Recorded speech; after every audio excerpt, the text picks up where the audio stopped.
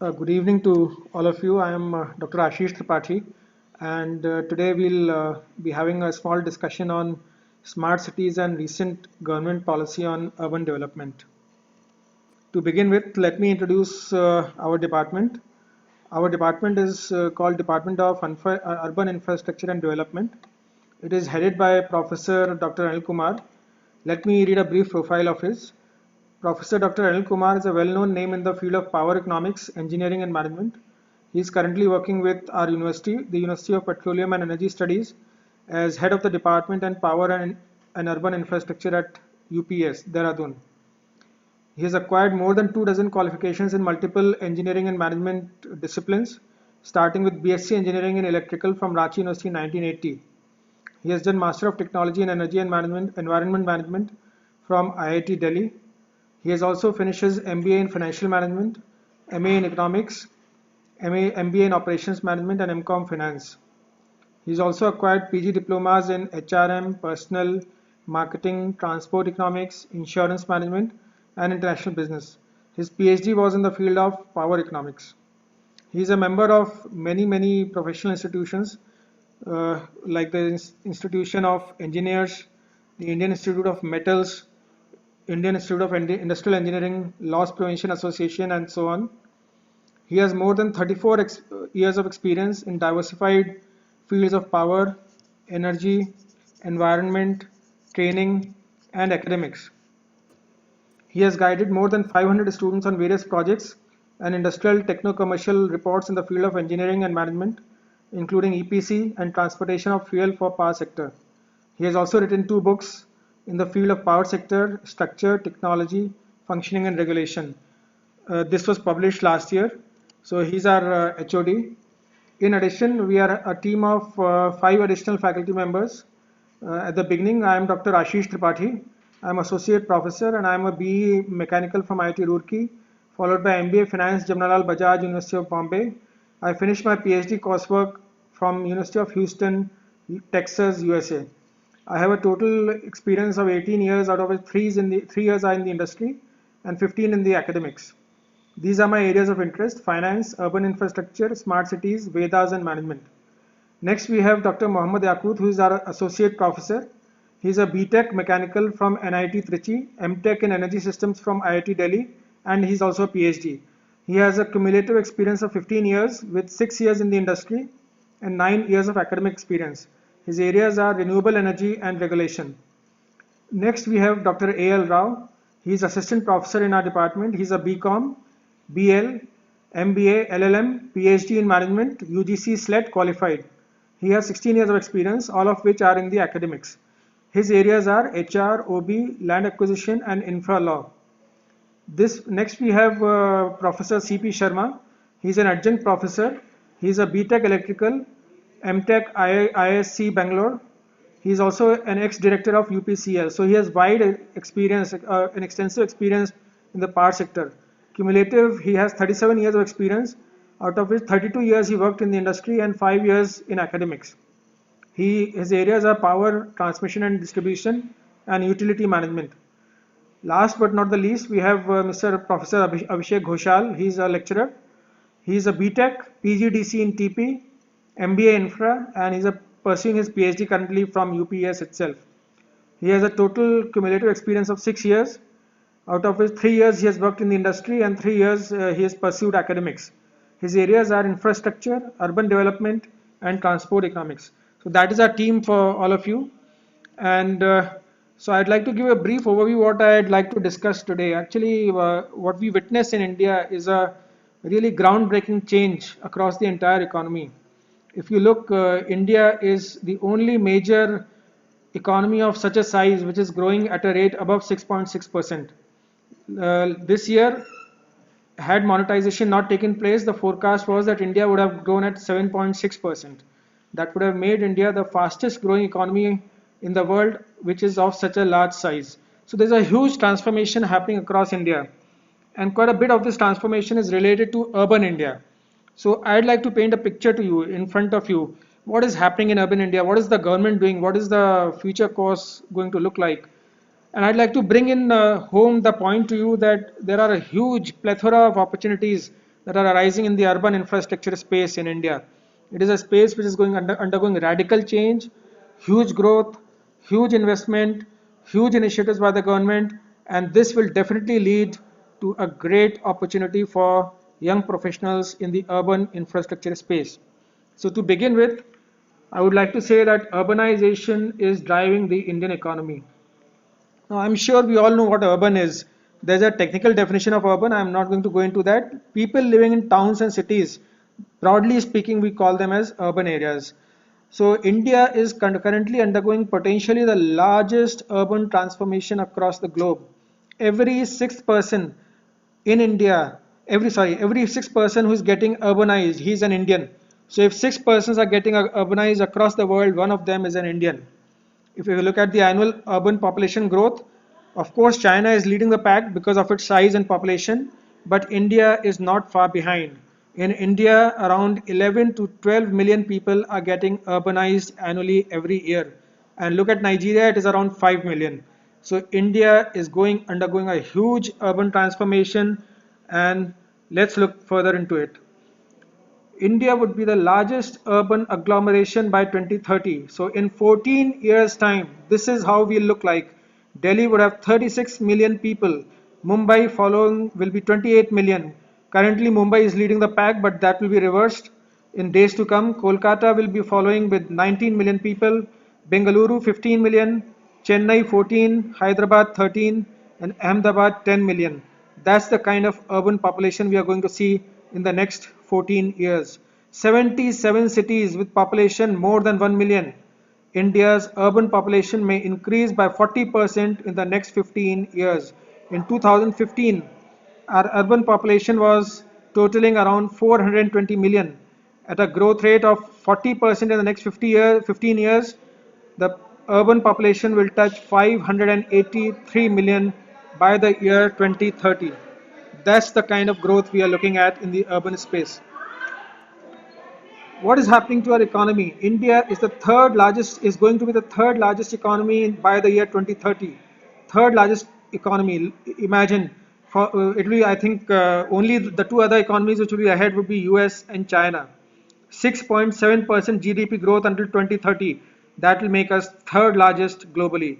Urban GDP would be around US dollars 7.5 trillion. That will be the India's urban GDP in 2030. 75% of India's total GDP. So if 100 rupees is the GDP total India, 75 rupees will be produced by the urban centers of India. That means a huge economic activity that is going to take place in urban India in the days to come. Middle class in India is growing exponentially. There's a large middle class. 23% of global middle class will be from India by 2030. So out of every 100 people living in the middle classes across the globe, 23 people will be Indians. That will be the size of the middle class. That will present a huge purchasing opportunity, a huge purchasing power with the middle class, and as a result, a real economic opportunity. Now, in this entire economic boom, there's a great importance of real estate and construction. Construction in India is a fast growing and expanding market. India is expected to be the third largest construction market globally by 2030. Contribution to Indian GDP may reach 15% by 2030. So every 100 rupees of GDP, 15 rupees of GDP will come from the construction sector. Largest employer in India by 2022. Expected to employ more than 75 million people by 2022. So 75 million people working in the construction space. US dollar 1 trillion, that's the size of the India's construction market in 2025, third largest globally. So construction is going to see a major growth, a major boom and growth in India till the year 2030. Let us look at some of the expected spending on construction across various sectors. If we look at road sector in the period 2010 to 2015, the money spent was 4.4 trillion Indian rupees, while in 2016-2020 it will be 8.7. So it will be almost two times. The money will be spent two times the money which has been spent in the last 5 years will be spent in the next 5 years in the road sector. In irrigation, we will see a jump in spending of 1.6 times. In urban infrastructure, the spending will be 1.8 times in the next 5 years. Railways will see a spending growth of 1.9 times, and total building would see a spending growth of 1.7 times. In cumulative terms, if we look at it, the total infrastructure spending will grow from 17 trillion Indian rupees to 26 trillion Indian rupees in the year 2016-2020. That's a jump of almost 1.5 times. In the roads, we have 432 road projects. In railways, we have more than 400 projects in the pipeline. In MRTS stands for Mass Rapid Transport Systems. 40 MRTS projects are in the pipeline. There are 70 projects related to the airports and 75 projects related to the ports. That's a huge economic activity in the construction space. What's the investment that is required to achieve all that growth in construction? The urban transformation offers several investment opportunity to private investors.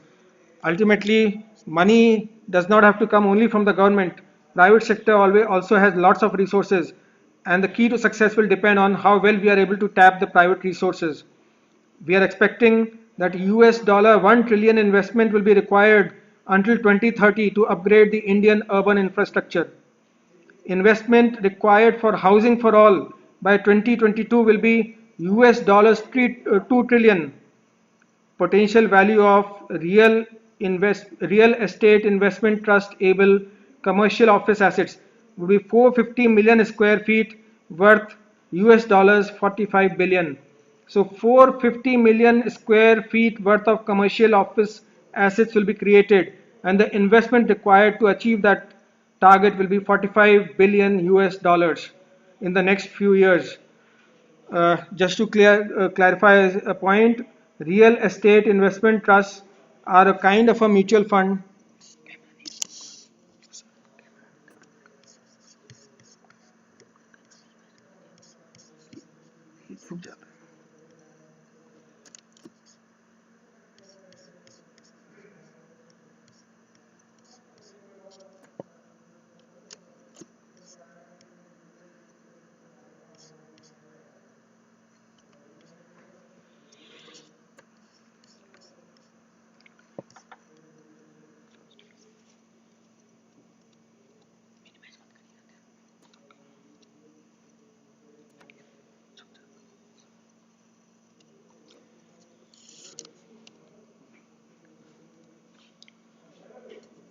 So if we see, there's a huge economic activity that is going to take place in the urban infrastructure space.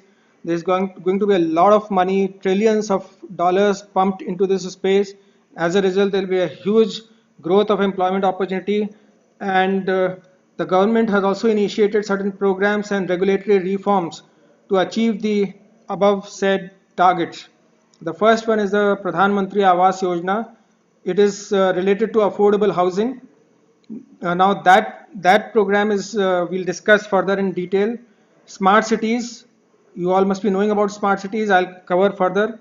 Amrut stands for Atal Mission for Rejuvenation and Urban Transformation. It is related to urban renewal.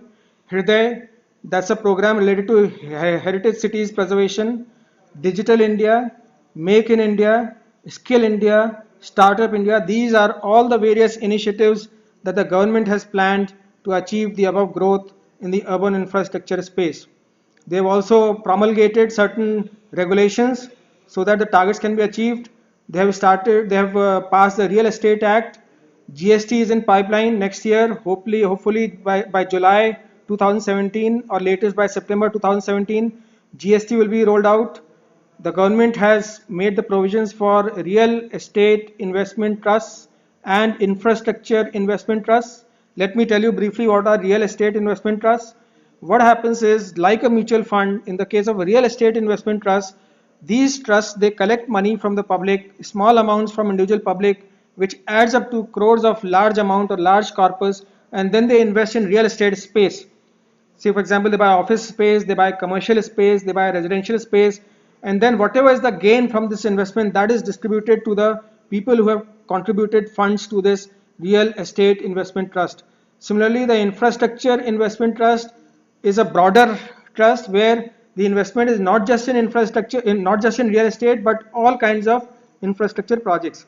The government has also carried out a lot of relaxation regarding FDI and ECB norms. FDI stands for foreign direct investment. So the government is trying to attract a lot of foreign money into the infrastructure and the real estate space.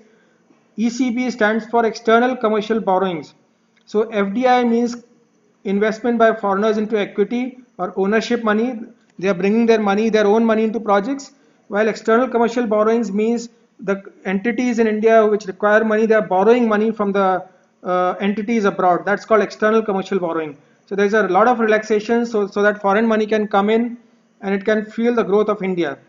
Then there is ease of doing business. India typically has been having a socialist mindset, and as a result, we had lots of regulations, and it was not easy doing business in India. This government, led by Prime Minister Modi ji, has been trying to do a lot about improving this condition and improving the ease of doing business. They are trying to see that the business is done easily in India so that a lot of people come in. There are various flagship schemes of the Government of India which have been launched in order to achieve the above ambitious targets. Smart cities, it's a plan for 100 high-tech cities. Amrut, it involves rejuvenation and urban transformation of around 500 urban areas. They have already been identified. Digital India, there is a plan to set up 400,000 internet access points, and the investment required for this will be US 17.5 billion till the year 2019. Swachh Bharat, we all know about it.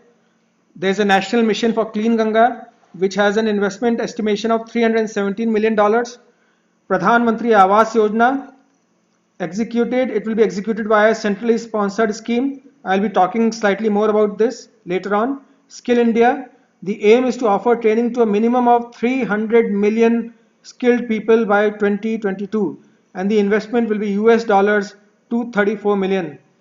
HRIDAY, it focuses on holistic development of heritage cities. And then there is the National Urban Livelihoods Mission, which is aimed at universal coverage of the urban poor for skill development and credit facilities.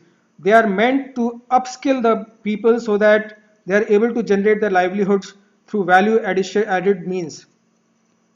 Those were the flagship schemes. Now, so let's talk a little bit about Pradhan Mantri Awas Yojana. The central government aims to provide housing to all its citizens by the year 2022. That's a huge ambitious target. According to estimates, the vision entails development of 110 million housing units, including the current shortage of about 60 million units.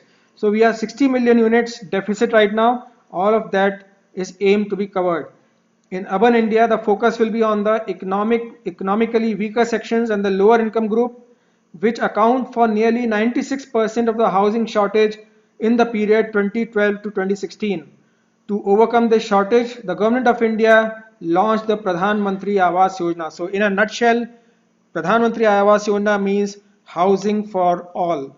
And the aim is to promote affordable housing for the weaker sections, and they will give credit, subsidized credit, and it will help in providing affordable housing through public and private stakeholder collaborations.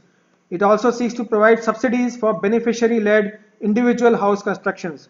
So there can be housing projects, there can be people with individual houses but coming together and seeking government's help. There will be 3 phases in this. In the first phase, 100 cities will be covered, and the time period will be from 2015 to 2017. In the second phase, 200 additional cities will be covered, and the time period will be 2017 to 19.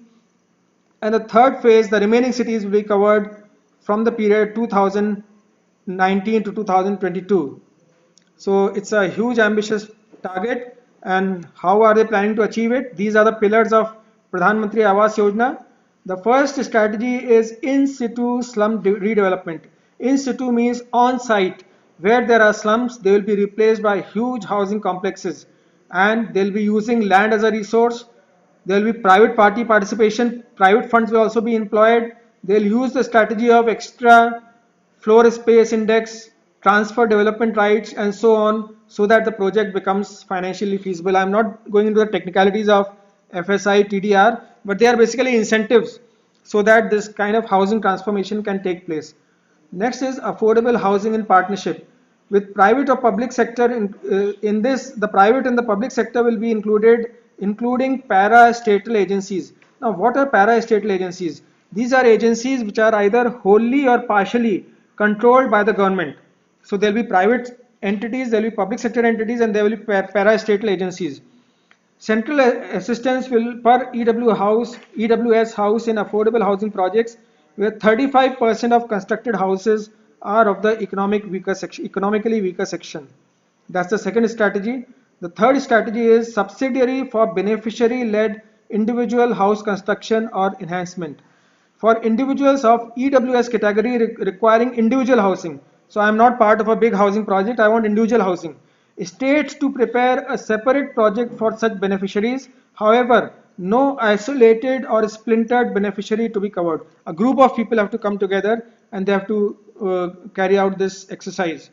The last strategy is affordable housing credit through credit linked subsidy. In this, the government will provide part of the interest which is to be paid for credit in constructing the houses for the EWS, the economically weaker section, and the LIG, the low income group households. So the government will pay part of the interest.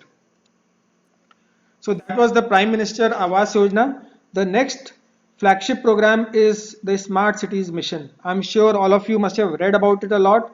It has been talked about recently and there's been a lot of work on this count. Let us see what is it. The objective of the Smart Cities Mission is to promote the development of a city's core infrastructure. So we want infrastructure of the latest cutting edge technology. It is an attempt to provide an improved quality of life and clean and sustainable environment to citizens. So the quality of life will be better, it will be clean, it will be sustainable. The focus is on sustainable and inclusive development of an area in a city which creates a role model inspiring other cities to adopt and replicate. So if we create a smart city, it will be an example for the other cities to take lead, follow and develop on the lines of a smart city. The key feature of a smart city is the intersection between competitiveness, capital and sustainability. A smart city should be able to provide good infrastructure. So best infrastructure has to be there: water, sanitation, reliable utility services, healthcare. It should attract investments. There should be transparent processes that make it easy to run commercial activities, simple and online processes for obtaining approvals, and various citizen-centric services to make citizens feel safe and happy. In other words, a real city of the 21st century. That's what the Smart City Mission aims at.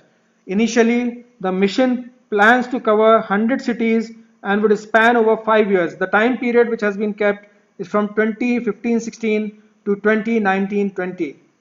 The mission may be continued thereafter in the light of an evaluation to be done by the Ministry of Urban Development. So they will see how the mission has gone and then they'll try to further strengthen it and incorporate it. It will also incorporate the learnings into the mission. These smart cities are expected to cover 35% of the urban area and will benefit 130 million people by improving the infrastructure and service delivery through the application of better technology and e-governance. The pillars of a smart cities mission are smart energy and environment, smart building and homes, smart infrastructure, smart mobility, smart citizens, and smart governance.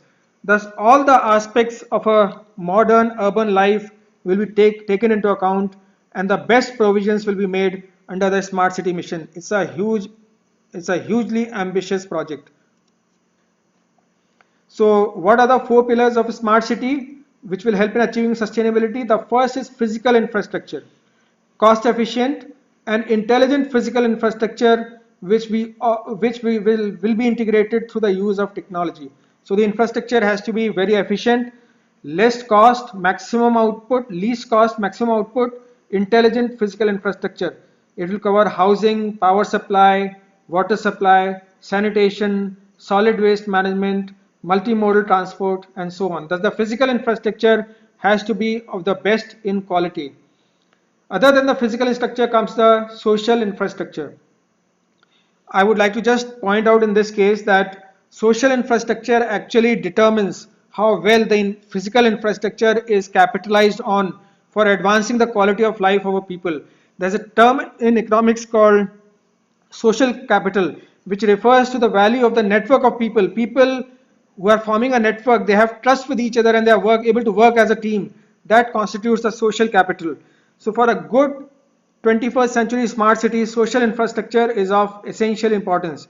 So these are the social infrastructure involves components that works towards developing the human and the social capital which I just talked about. It includes education, skill development centers, healthcare, entertainment and recreation. The next is the institutional infrastructure. This relates to activities which are pertaining governance, planning and management of the city through a city-centric, efficient, accountable and transparent approach. It involves environment sustainability, speedy government service delivery, governance based on ICT. I'm sure you all know about ICT. It stands for Information and Communication Technology, integration amongst multiple systems and so on. Thus the institutional infrastructure has to be applicable of the latest kind. Next is the strong economic drivers. Ultimately, a city is only as good as its economic activities. If there are lots of economic activities, there's prosperity and there's a general well-being all around. Components that top the potential of generating economic activities attract investments and create huge employment opportunities. Thus, the government would try and set up R&D centers, incubation centers, office spaces, hotels and convention holding facilities, financial centers, industrial zones, logistic hubs, and so on.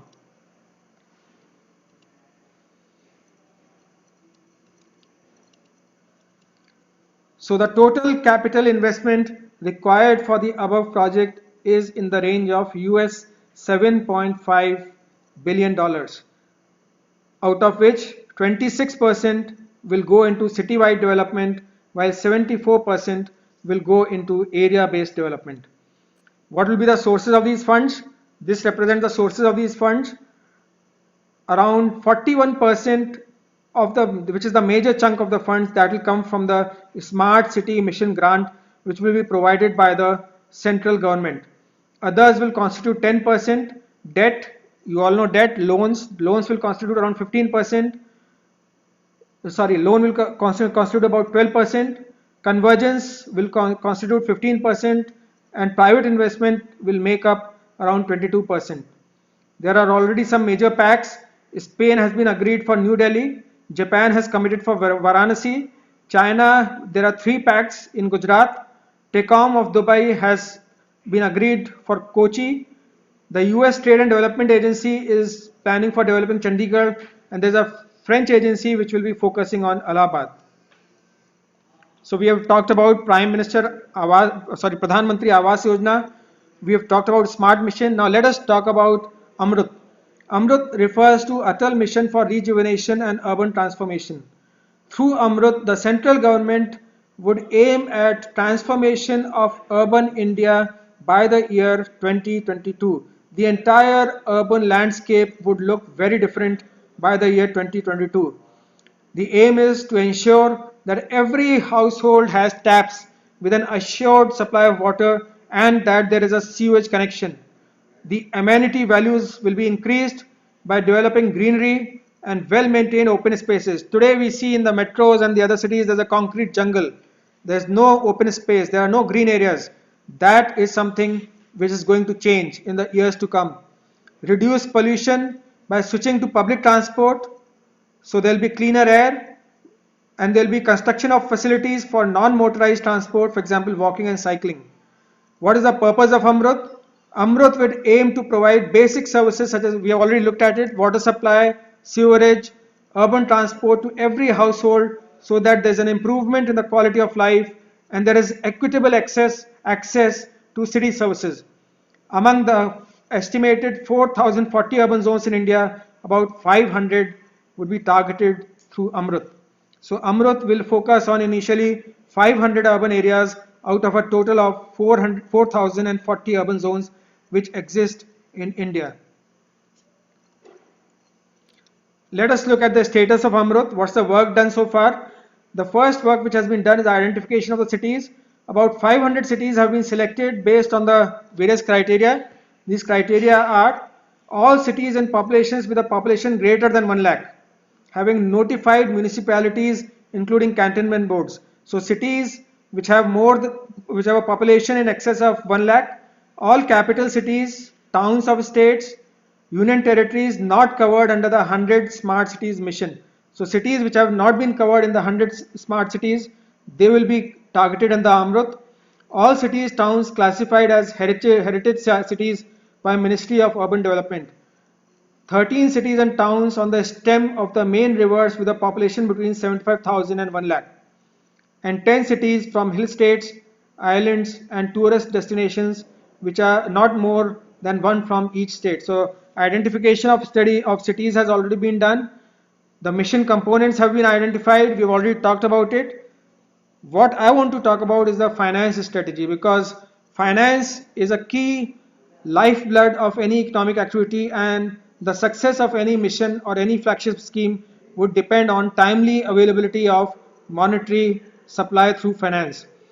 With a total estimated outlay of $7.5 billion for the period 14-15 to 18-19, the initiative is to be operated as a centrally sponsored scheme. So the main money will be coming from the central government, and it will be broken up in the following parts. There will be a project fund which will be the 80%. The next 10% will be used for incentive for reforms. The next 10% will focus on state funds for administrative and 8% will focus on state funds for administrative and office expenses, and the remaining 2% will be focusing on Ministry of Urban Development for administrative and office expenses. So this will be the total breakup: 80, 10, 8 and 2. That will be the breakup of the total 100% of the project fund. Amrut will focus on capacity building. For individual capacity building, key departments in urban local bodies have already been identified: finance and revenue. So there will be a lot of training and reskilling of people in finance and revenue, engineering and public health, town planning and administration. So there will be a lot of capacity building. That means the human resource will need to be upgraded in these areas so that the target of Amrut is achieved efficiently and effectively. So we have done Prime Minister Awas Yojana, we have done smart cities, we have done Amrut. Let's look at HRIDAY. HRIDAY stands for Heritage City Development and Augmentation. The government has proposed to develop heritage cities in order to explore the full potential that lies within the diverse historic, cultural and natural resources in India. So HRIDAY is focusing mainly on heritage cities, cities which have been declared as heritage cities by the government of India. The Heritage City Development and Augmentation Yojana, that is the full form of HRIDAY, and it is done in order to preserve and rejuvenate the rich cultural heritage of 12 cities in India, and it will involve an outlay of 83.3 million US dollars, which will be completely funded by the central government. So there will be 12 cities and the amount to be spent will be $83.3 million. The cities which are being covered are Ajmer, Amritsar, Amravati, Badami, Dwarka, Gaya, Warangal, Puri, Kanchipuram, Mathura, Varanasi and Velankanni. The scheme will broadly focus on 4 core areas: physical infrastructure, we have already discussed that in the case of smart cities, physical infrastructure, institutional infrastructure, economic infrastructure and social infrastructure. So the nature of the scheme is quite similar to a smart city. The focus, however, is only on heritage city. And the scheme would ultimately be merged. Tourism Ministry is already running a program called Pilgrimage, Rejuvenation and Spiritual Augmentation Drive with an outlay of $16.6 million. So the HRIDAY will be merged with Prasad, that is the Pilgrimage, Rejuvenation and Spiritual Augmentation Drive. So that is something about HRIDAY. It's again going to cause a lot of transformation. So what we can look at is there is going to be a huge activity in the infrastructure space in the next few years. So to enable these flagship schemes to be executed effectively and efficiently, the government has initiated regulatory reforms and policy initiatives. Some of these are clearance of GST, introduction of the Real Estate Act, clearance of REITs. We have already discussed REITs. REITs stand for Real Estate Investment Trusts, which will help in attracting a lot of funds into the real estate and the infrastructure space. A lot of private funds, the individual funds, the common people like you and me, we can invest in the real estate and the infrastructure growth story through the REITs and the InvITs. The REITs are Real Estate Investment Trusts and InvITs are Infrastructure Investment Trusts.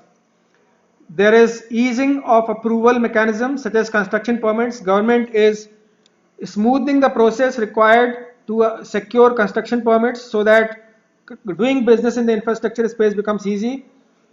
There is convergence of the accountancy standards in India with the IFRS. IFRS stands for International Financial Reporting Standards. So India is also moving towards a more transparent and accountable infrastructure and real estate space. There is a relaxation of FDI norms so that money can come in from abroad. As we know, India is not a developed country, so we lack capital. We don't have that much money. While there are countries like US, Japan, Europe, the Middle East, they are flush with funds. They have got huge amount of money which is seeking high returns, and that money can flow in once the government has relaxed the FDI norms. So the government has created a lot of enabling activity in the form of regulatory reforms so as to encourage the activities in the infrastructure and the real estate space. India has also promulgated or already passed the Real Estate Regulation and Development Act in 2016. The much awaited Real Estate Regulation and Development Act, it is called RERA, which has been envisaged as a landmark reform for the real estate sector, has finally become a reality after it was passed in the Parliament in March 2016. The Act is expected to modify traditional practices applying in the real estate sector and bring out a more professional approach amongst developers. So developers now will not follow ad hoc approaches. They'll be more systematic, they'll be more transparent, they'll be more accountable, there'll be better business conducting conditions for them. So I think this is a landmark reform. It is much required in the real estate space for India. That is my strong belief. And I think the government has done a strong step to promote activity, real economic activity in the real estate by passing this much needed act. With a focus on improving the transparency, the governance and accountability in the sector, the act is expected to segregate the quality and time focused developers from casual operators. Thus, only the serious players, people who have serious intention and honest intention to do business in real estate, they will continue. People who are casual and want to take people for a ride, they will be eliminated. The act will introduce financial discipline. There will be a lot of cost efficiency which will come in. Transparency, everything is in black and white. There is no hidden. Accountability, if you do something wrong, you are accountable. Customer centricity, customer would be the center, would be at the focus. He'll be looked after in the best possible manner. And compliance, real estate will be required to meet all the regulatory requirements of the Indian government. So we see that there's a lot of activity, there's a lot of legislation, there's a lot of money coming in, there are so many flagship programs. So let us look at what will be the impact of urban development on the human resource. If you look at sales and CRM stands for Customer Relationship Management. Project sale would be done only by Real Estate Regulation Act registered brokers only. This will bring in transparency and accountability. Misrepresentation in advertisement is not allowed. You have to present a true and fair picture of the business. No overstating, no understating. True and fair. Sales status to be reported on a quarterly basis. Every quarter the report has to come out. Projects to be delivered on time. Projects status to be updated quarterly. What is the status of the projects? Defects. If you do defects, you are liable for 5 years. project delays to be justified with reasons and documentation support. Why has the project been delayed? So you see there's a lot of control that is coming in into the project space. Finance, promoter audited balance sheet. The balance sheets have to be audited. Project has to have annual financial audits. Maintain project account. Each project account has to be maintained. Interest penalty is same for developer and developer and customer. Liaison. Projects to be launched post approval and RERA registration. Only once you have met the conditions of the RERA registration can you launch a project. Design, major changes. If you want to introduce a major change in the design of the construction project, you need 2/3 of the overall approvals. 2/3 of the stakeholders have to agree. Only then the design change can be made. Legal, customer agreements to spell out carpet areas and be RERA compliant. Customer agreements to include SBI base lending rate plus 2% interest. Procurement, funds withdrawal has to be in line with physical progress. So if you look in a nutshell, there's a lot of transparency, a lot of good governance, a lot of accountability, a lot of openness, and a lot of ease of doing business that is coming into the infrastructure and the real estate space. Thus, all of these factors will contribute to a major upswing in the economic activity in this space. There's going to be huge action, and huge action means huge involvement of money. Government has already passed the enabling legislations, so the process has already started. This will create a huge employment opportunity in this space in the years to come. So let us look at why urban infrastructure and smart cities management over other MBAs. Why only this domain? We have already seen the kind of activity that is going to take place, the kind of employment opportunities, the kind of money that is being pumped in. Apart from that, the general MBA subjects like finance, human resource, marketing and the like. In urban infrastructure, there are subjects focused extensively on developing the domain knowledge in the infrastructure space. If you want to be a meaningful player in the infrastructure space, you have to have knowledge of the domain. Without the domain knowledge, you will not be able to play a substantial role in this upcoming sector. And this program, the MBA Urban Infrastructure and Development, focuses on the domain knowledge in addition to the functional areas like finance, human resource and marketing. In the first year itself, the students are exposed to the subjects which were mentioned below in the slide, which makes the knowledge strong well in time for the internships. When you go for the summer internship and at the end of the first year, you are already equipped with a lot of domain courses, so that when you go into these companies which are functioning in the domain of urban infrastructure and development, when you go there, you are able to understand things, you are able to make sense, and you are able to learn and take value from this internship. Even so you are exposed to a lot of domain courses even before the end of the first year. To name a few: reality and construction management, infrastructure sector understanding and planning, urban infrastructure development, urban infrastructure management and regulation. Almost 7 to 8 courses within the first year related to urban infrastructure and development. With a strong application base, once you've developed the strong base in areas like finance, HR, marketing as well as urban infrastructure, and plus you have developed further during the internship where you have joined a company and you have taken practical experience, you are also exposed to new courses in the second year which makes your knowledge level even stronger.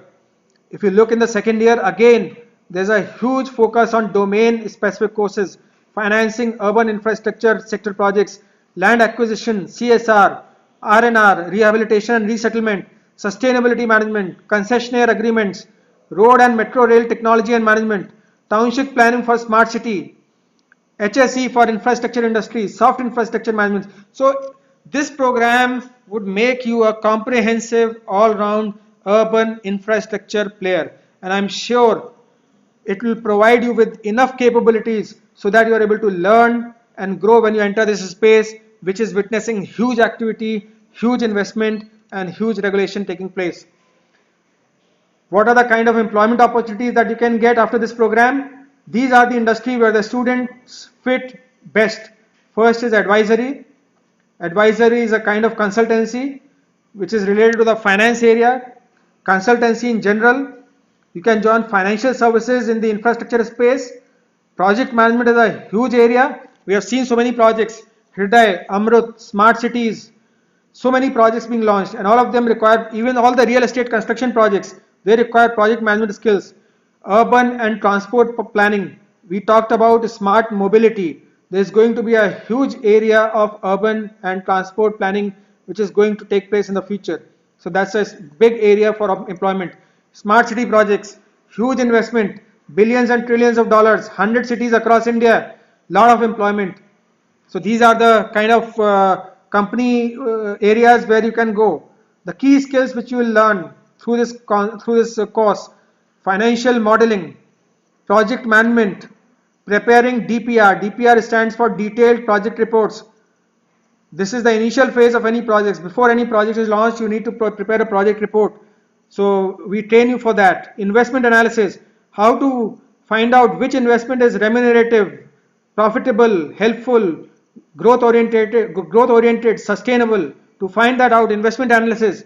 Contract management, any project is basically a network of contracts. How well you maintain the contracts, manage the contracts, that will ensure the success of your project. So contract management, research and consulting, these are the key skills which the students of MBA Urban Infrastructure and Development learn at University of Petroleum and Energy Studies. There are other industry also which may consider the students, like in business development, market research, contract administration, cost estimation and surveying. So if you look at it, we have lots of academic courses in the first and second year. There are various employment opportunities. There are various skills which we teach you. And there are certain special tools and techniques which we focus on during the course, which will help you improve your employability. So other special courses for MBA Urban Infrastructure and Development which we conduct within our campus, they are like MS Project, Primavera. Primavera is a tool which is used for project portfolio management. So every company has a portfolio of projects, not just one project, but a portfolio of projects. So how well to manage those portfolio of projects, more than one project which you are conducting, that Primavera helps in achieving. SAP, personality development, cost estimation, financial risk analysis. Projects involve risk. It is very important to analyze risks properly. If you do not estimate the risk beforehand, you might land up in a project which can turn out to be disastrous for you. Framing detailed project report. I told you already, before the project is launched, you need to have a report, a detailed project report. We help you learn the technique and the tool and the skill of developing a good, effective, detailed project report. Then there is GIS, the Geographic Information System. This is an IT tool which is, we are proposing to conduct training in this in the coming session on this area as well. So this is going to be our latest addition to the various tools which we try and teach the student so that they become a better professional and ultimately they become employable and they grow in their career. This is a snapshot of the various companies which have come in the past.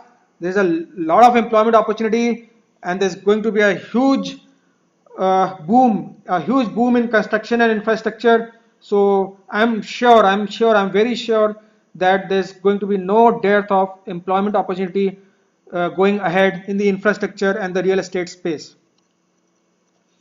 In addition, we already give academic feedback, academic inputs to the students, but we also supplement our academic inputs by bringing distinguished professionals from the industry to our campus so that they share the industry experience, the industry viewpoint with the students.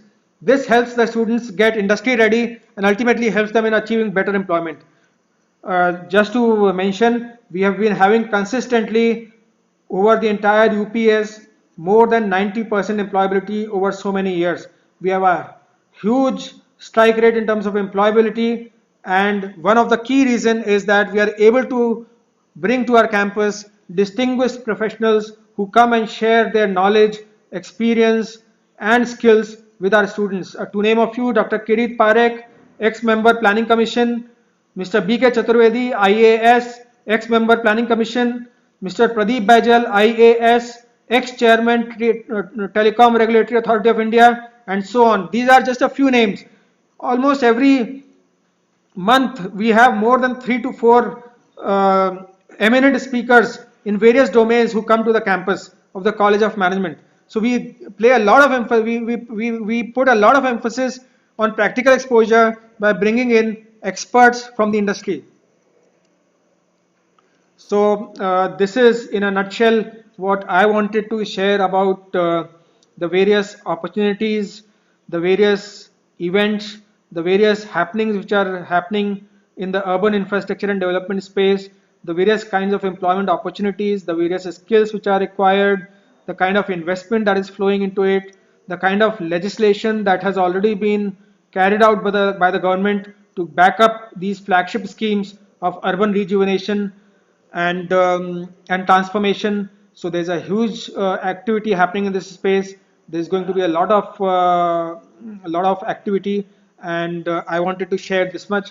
Now I welcome any of you. If you have any questions, please feel free to go ahead and ask. Thank you.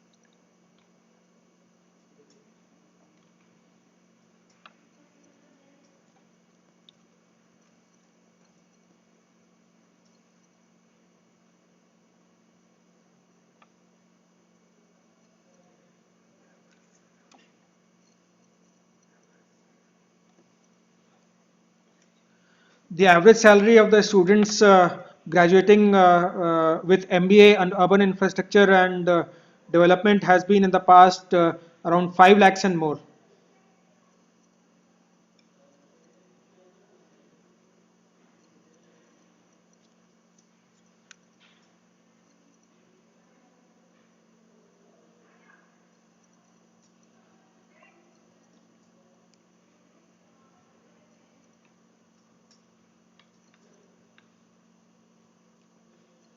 5 lakhs per annum.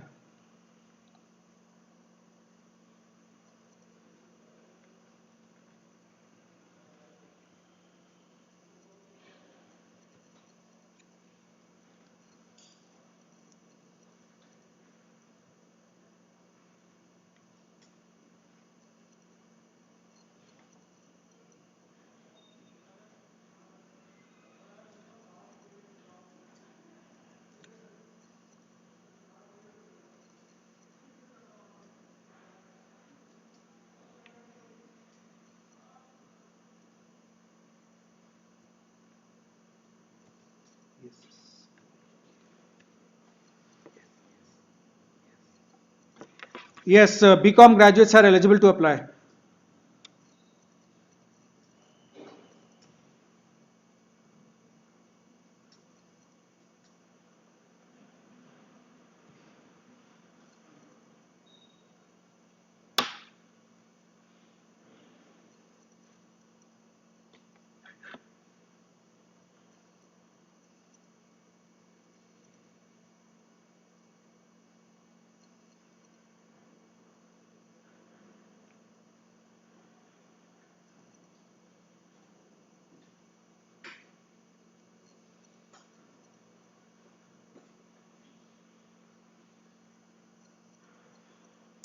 Thanks a lot. Thank you. I appreciate it.